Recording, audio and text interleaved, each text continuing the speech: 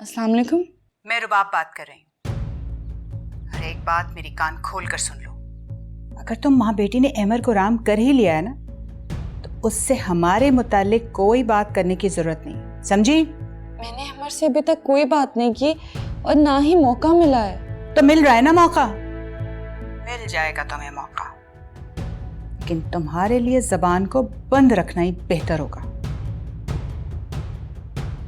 जी। वरना मेरे पास भी उसे बताने के लिए बहुत कुछ है, और सच झूठ का फैसला तो बाद में होता रहेगा। आप ऐसी बातें मत करें, मैं तो अपनी माँ को मजीद दुखों और सदमों से बचाना चाहिए तुम्हें। समझदार को तो इशारा ही काफी होता है। आंटी मेरी बात सुन। हेलो।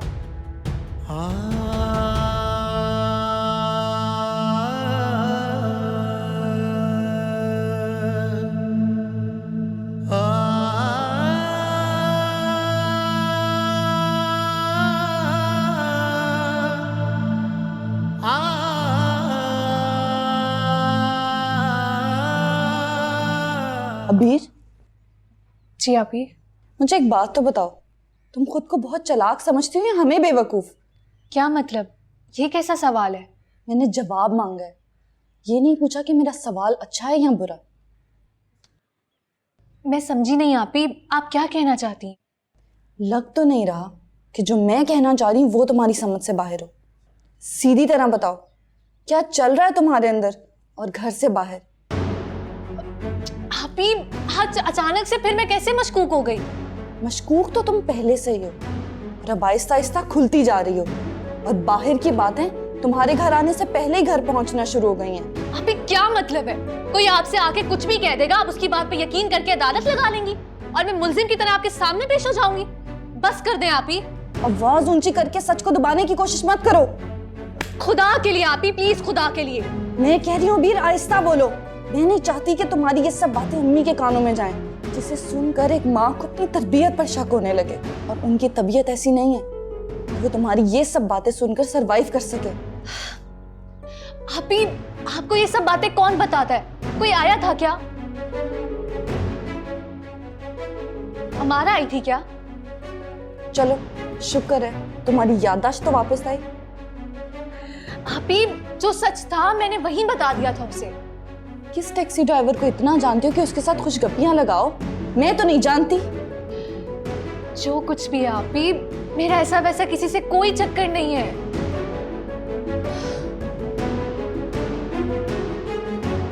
अबीर, देखो तुम मेरी छोटी बहन हो, तुम्हें समझाना मेरा फर्ज है। अगर वो लड़का तुम्हारे साथ सिंसियर है तो हम बात आगे बढ़ा सकते हैं। मुझे तो सच बता दो। आपी, जो सच था मैंने वो बता दिया आपको। अबीर, अबीर। मुझे पता ना कितनी परेशान है वो।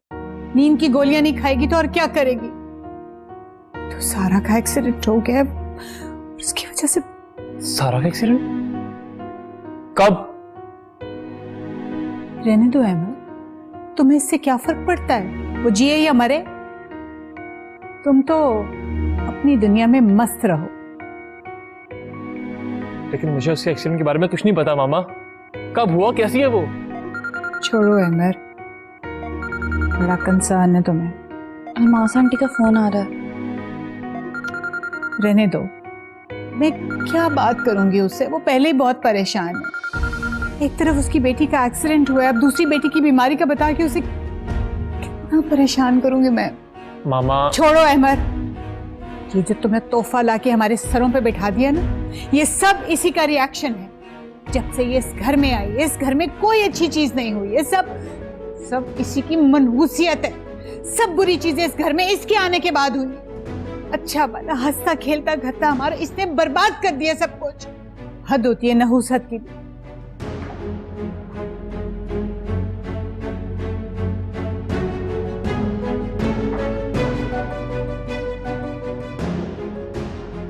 For God's sake मामा, हर चीज का इल्जाम ताबीर को मत दिया करें आप। मेरी किस्मत ताबीर के साथ जुड़ी है, मेरी जिंदगी है वो, उसका और मेरा जिंदगी भर का साथ है। ज्यादा खुशफहमी में मत रहो, वक्त बदलते देर नहीं लगती। आप प्लीज ऐसा मत सोचा करें मामा।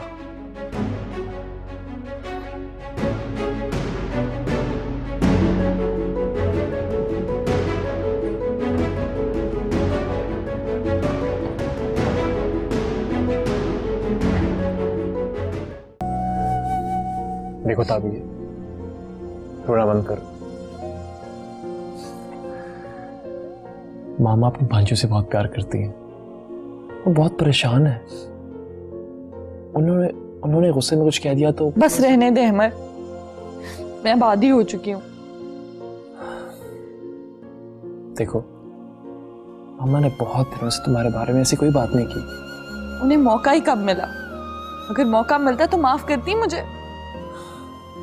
ताबीर, मामा इस घर की बड़ी हैं, अब इस उम्र में आके वो अपना मिजाज बदल नहीं सकती।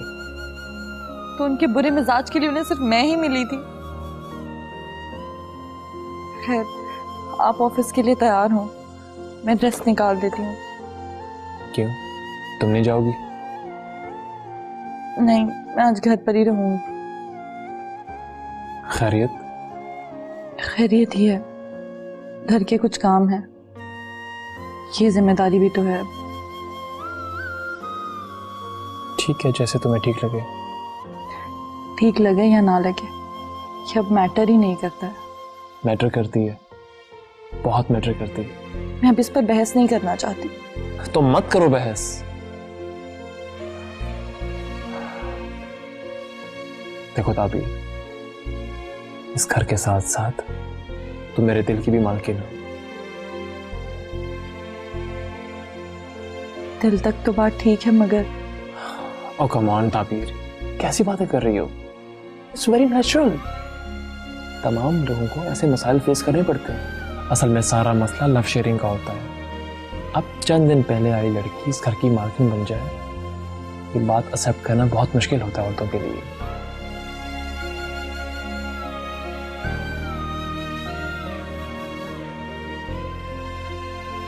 खैर, आप ऑफिस के लिए तैयार हो जाएं, आपको देर हो रही है। ठीक है, और हाँ प्लीज रोना मत।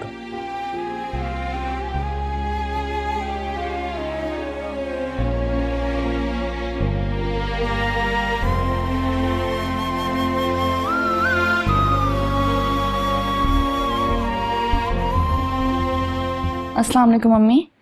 वालेकुम सलाम बेटा। बेटा वो अबीर अभी तक घर नहीं आई है, मैं बहुत परेशान हूँ। आ जाएगी अम्मी, आप परेशान ना हो। और आजकल तो ट्रैफिक के भी बड़े मसाइल हैं। बेटा 2 घंटे ऊपर हो गए हैं, ट्रैफिक में इतना टाइम नहीं लगता। और परेशानी की बात यह है कि उसका फोन भी बंद आ रहा है, मेरी समझ में नहीं आ रहा मैं क्या करूँ। जिस तरह से मुझे ये शादी पसंद नहीं है ना, अब मैं सिर्फ तुम्हारी खुशी के लिए राजी हुई हूँ। इसी तरह से अगर कल को मैंने कुछ ऐसा कहा जो तुम्हें नापसंद हो, तो फिर तुम्हें भी एक्सेप्ट करना पड़ेगा। क्या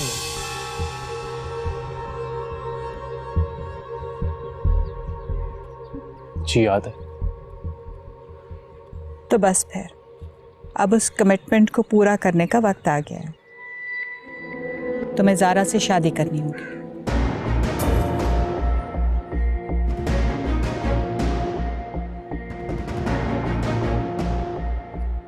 ये आप कैसी बातें कर रही है मामा? ऐसा कैसे मुमकिन है? क्यों मुमकिन नहीं?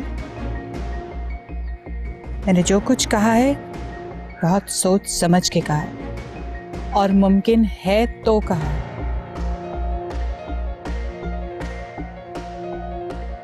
मामा, आप जानती हैं कि मैं मैरिड हूं, और एक बीवी के होते हुए मैं ऐसा हरगिज नहीं कर सकता। मैं जानती हूँ तुम मैरिड हो, मगर दूसरी बीवी भी तो आ सकती है। मैंने पहले को डिवोर्स देने को तो नहीं कहा। ज़ारा हमारे घर की इज्जत है, और घर की इज्जत के लिए कोई भी कुर्बानी दी जा सकती है। देखिए मामा, और जो बात आप कहेंगी मैं मानने को तैयार हूँ, लेकिन ये I'm sorry, ये मुझसे नहीं हो सकता। क्यों नहीं हो सकता? देख लो अहमद, अब तुम अपने वादे से मुकर रहे हो। तुम्हारे पास अपनी कमिटमेंट पूरी करने के अलावा और कोई ऑप्शन नहीं है। भूल गए हो अपना वादा? याद है मुझे मामा। चलो शुक्र है, ये तो याद है। तो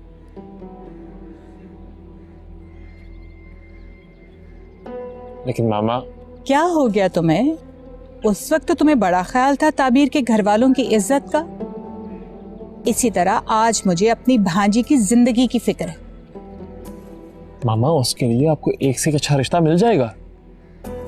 मैंने बहुत सोच समझ कर यह फैसला किया और तुम्हारे पास इस फैसले को मानने और अपना वादा पूरा करने के अलावा दूसरा कोई ऑप्शन नहीं है।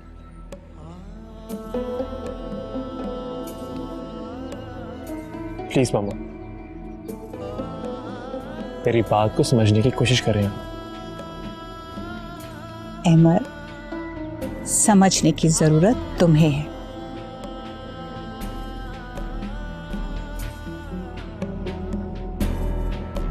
Tabir is highly educated woman. She has done her masters in applied economics. मगर इसका इंट्रोडक्शन इन लोगों से क्यों करवा रहे हो? उसकी रीजन ये है मामा, क्योंकि ये हमारी कंपनी की डायरेक्टर बनने जा रही है। What? How is it possible? आपको पता है ये लिमिटेड कंपनी है, बल्कि ये ग्रुप ऑफ कंपनीज है, तो इस कंपनी में कोई भी डायरेक्टर ऐसे कैसे आ सकता है? तो सुन ले, मैं अपने 50% ऑफ शेयर्स ताबीर के हक में विड्रॉ कर रहा हूँ। इतना बड़ा फैसला तुमने हमसे पूछे बगैर कैसे कर लिया? मामा, आपने भी मुझसे पूछे बिना ज़ारा फहद को डायरेक्टर अपॉइंट किया। वो और बात थी। बात तो एक है, both are the same cases. इस सिलसिले में डॉक्यूमेंटेशन सब कुछ होगा, लेकिन सबसे पहले आपको इन्फॉर्म करना लाजमी था। इससे तो बिजनेस की ABC का भी नहीं पता। मॉम, ज़ारा का भी उतना ही एक्सपीरियंस है जितना ताबीर का। ये कहीं डोमेस्टिक पॉलिटिक्स तो एंटर नहीं हो रही हमारे बिजनेस में? नहीं, ऐसी कोई बात नहीं है। ताबीर इज माई वाइफ और मैं चाहता हूँ कि वो इस बिजनेस में इक्वली पार्टिसिपेट करे। ठीक है, हमें क्या एतराज हो सकता है?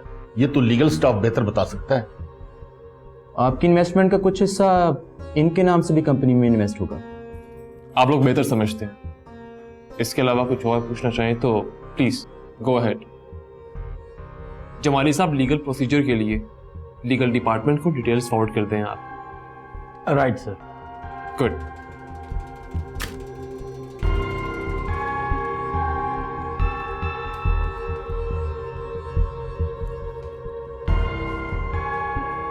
आओ ज़ारा, लेट्स गो।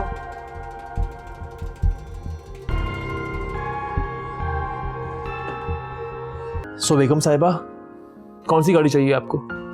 मैं क्या करूंगी गाड़ी का, मुझे तो चलानी भी नहीं आती। इसमें कौन सी मुश्किल बात है, सीख जाओगी। तब तक ड्राइवर भी हो तुम्हारे साथ।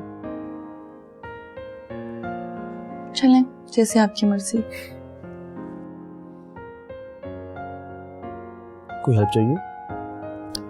वही देख रही थी। आप इतनी मसरूफ थी कि आपको पता नहीं चला कि मैं कब आया। वैसे बाय द वे, ये क्या इंपॉर्टेंट काम कर रही हैं आप? आपने इतनी बड़ी जिम्मेदारी दी है, कुछ तो तैयारी करनी पड़ेगी।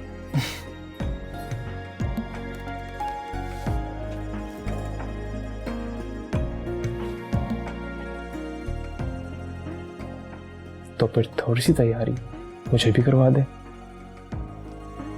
मॉम, वो आपके अहमद साहब मिलना चाह रहे थे मुझसे।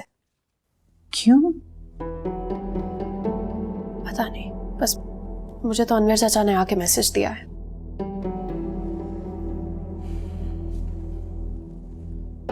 अच्छा, लेकिन उसने मुझसे तो ऐसी कोई बात नहीं की। तुम भी उसे मत बताना कि तुमने ये बात मुझसे शेयर की है। मैं उससे मिलूंगी तो उसको कुछ बताऊंगी ना। मैं तो उसकी शक्ल भी नहीं देखना चाहती, मिलना तो बहुत दूर की बात है। आपको पता है, उसको जब भी देखती हूँ ना, मुझे वही सारा मंजर याद आने लग जाता है जो मैं कभी भी याद नहीं करना चाहती। मुझे ये नई सूरत हाल कुछ ठीक नहीं लग रही।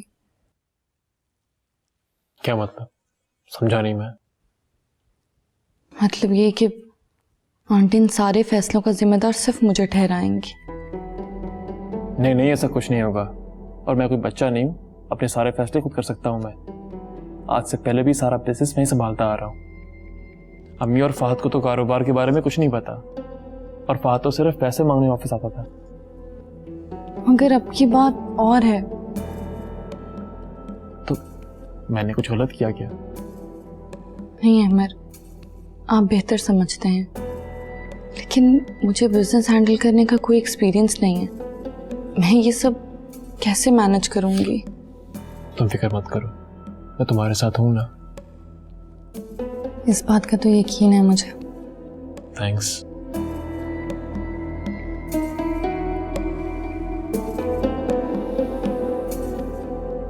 अभी आप देखती जाए मॉम, क्या क्या होने वाला है।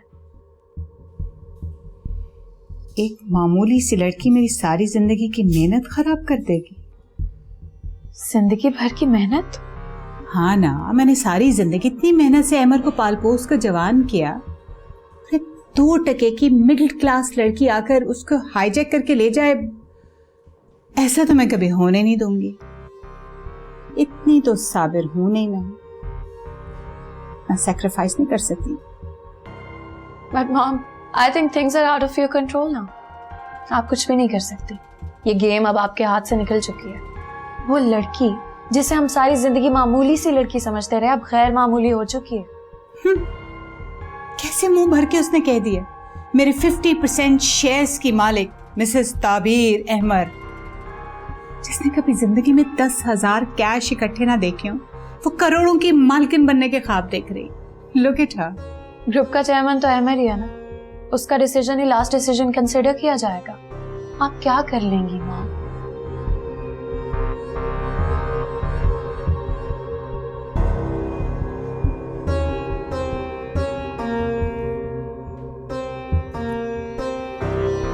अभी बहुत कुछ है मेरे हाथ में, वो सब कुछ जिसका अहमद को वहमो गुमान भी नहीं है। मैंने पाला है अहमद को, मैं अच्छी तरह से जानती हूँ इसको हैंडल कैसे करना है। मॉम, आपको नहीं लगता कि ये दोनों मियाँ बीवी काफी तेज जा रहे हैं? डजंट मैटर, हमसे नहीं जीत सकते।